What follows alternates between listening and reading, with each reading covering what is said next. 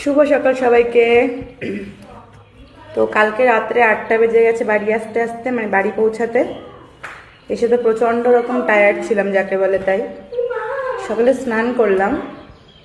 মা বললো গিজার চালিয়ে স্নান কর। আমি ওস্তাদি করে আমি মানে ওই বাথরুমে যাইনি, আমি গিজার না চালিয়ে স্নান করেছি।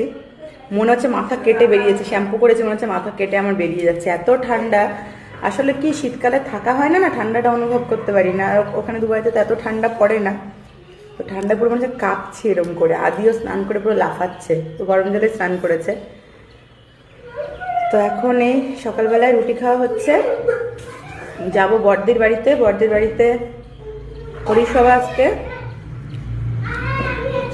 তো রাত্রে এসে সব লাগেজ আনপ্যাক করেছি, সকালে কিছু গুছিয়েছি, এখন রুটি খাচ্ছি। রুটি খেয়ে তারপর বেরোবো আর কি। ও এর মধ্যে আবার সব থেকে ইম্পর্টেন্ট জিনিস, সেই যে কাজটা শুরু হয়েছে SIR এর ফর্ম ফিল আপ করা। তো ওর বাবা সকালবেলা ফর্ম টমগুলো সব জমা টমা দিয়ে এসছে, সিগনেচার টিগনেচার করে দিলাম সব।